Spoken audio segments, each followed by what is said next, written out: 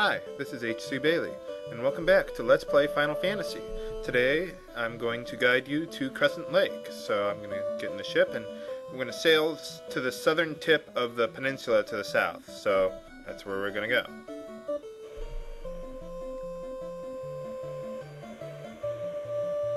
Okay, there it is. Now you want to keep sailing south until the lowest tip of the peninsula is at the very top of the screen. Like that. And then just go straight west. You'll find a port there to dock at.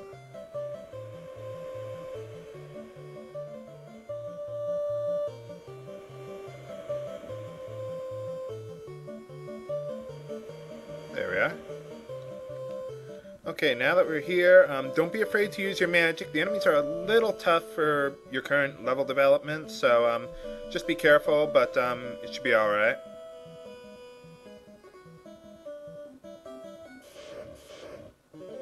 Here are some trolls. They are weak to fire, so they do have a lot of HP. I think it's over 200 if I remember correctly. It's a lot of HP. So take them out one at a time.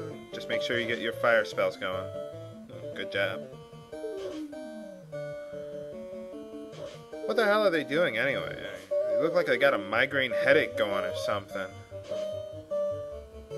Of course, if I looked like that, I'd probably be doing that too. And now just go all out with the physical attacks. Oh, we got pretty lucky there. These guys can hit pretty hard sometimes.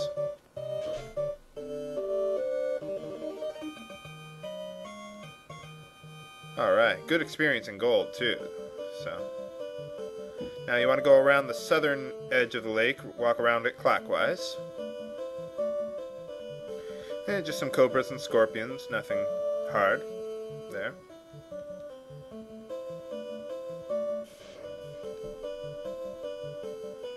And we made it. Alright.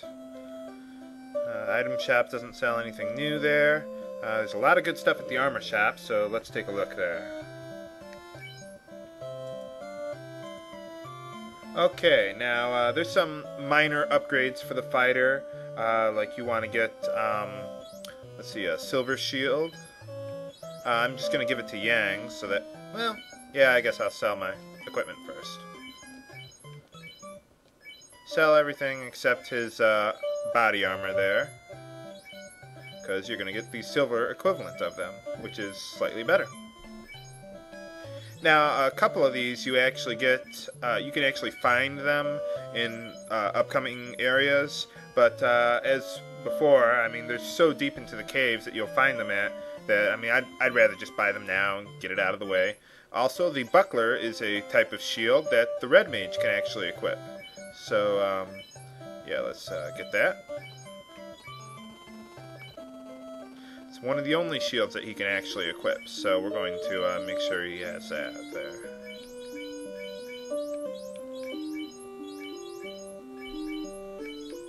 There we go. The nice thing about silver equipment is it's pretty relatively light. I mean, it's not as light as a bracelet, but it's lighter than, like, iron equipment and things like that. So, I also sell that extra bracelet there. Okay. So now we're going to head up here. Now the weapon shop also, that sells silver weapons as well. This guy's asleep apparently, but he's still walking. He must be tossing and turning, I guess. I don't know. But anyway, the weapon shop sells silver weapons like the silver axe, silver knife, silver sword, things like that.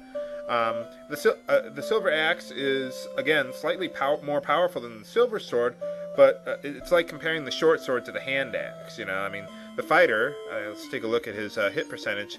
He's not that far off from hitting 64 hit percentage. So in a couple levels, the silver sword will be dealing 3 hits per round. So I'm just going to skip on the silver axe since he's the only one who can equip that for now anyway. So, and while I'm here, let's make a pit stop at the inn, just to restore my spell charges that I used. A little pricey, but you have the gold, so that's okay. Now just head up here. There's the clinic to the right.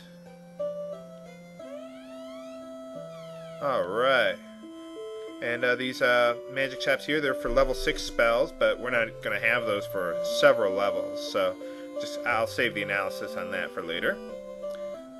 And there are the sages, just as we were told earlier. Lucan is among them as well, so they're going to give us some useful information here, I hope. Okay, that's wonderful. Oh, so that's what those orbs are for. I thought they were just there for decoration. That's wonderful. Okay, so this is what we gotta do. We gotta locate the fiends and then place the orb on the altar that is behind them, and we restore the light to the orb. That's how we do it. Since we've been somewhat directed to find the fiend of the earth, that's where we're gonna go after next. Great, lovely history lesson. Wonderful. Duh.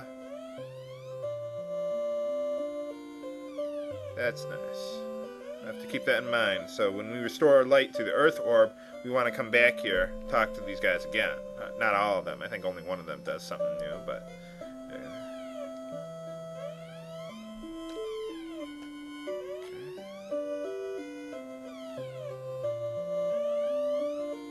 Well, one of them's Luke. Here he is. Okay. So that's who you talk to there, and we know what to do now. We got to go to the Earth Cave and restore light to the Earth Orb. So I'm going to head back to Melmond then. I will meet you back there. Okay, now we'll head west and then south at the next intersection to the Earth Cave. Just keep going west now. Now to the west is the Titan's Tunnel, but there's nothing we can do there, so we're just going to head south to the Earth Cave, and then to the east soon. And there it is, the Earth Cave. Just a lot of irritating undead monsters along the way there, so let's see, 1/10 ought to do. And there we go. Let's take a look at what we got here. Now the Earth Cave starts out with all these pathways that you can take. Most of them lead to dead ends. The one to the right, straight to the right, is actually the one that leads to the staircase, but we want to get some treasure in the dead ends. The one to the left there actually leads to a place called the Hall of Giants. What that is a lot of fixed encounter points there where you would run into an enemy called a giant. They're essentially tougher ogres. They have like 20 to 40 HP, something like that, and they give almost 900 gold for each one that you kill. So it's a good way of getting some gold because they're fixed encounter points. So you run into one right after the other, guaranteed to get at least one giant. It's a decent way of doing that. The other paths will lead to treasure chests that we're going to go after, and then after each time we return to the entrance. So you really want to hold off on using your magic on this floor because you'll be able to leave very quickly and use a tent to restore your HP, so there's really no point. You're also going to run into a lot of undead monsters later on, so make sure you save your Fire 2 spell, or level 3 spell charges for the Red Mage, and also try to save your White Mage's spell charges for Harm and Harm 2, but only use Harm 2 if your Red Mage is stunned. So that's it for the preparations for this area, and I'm out of time, so that's it for this episode of Let's Play Final Fantasy. This is H.C. Bailey signing off. Have a good day.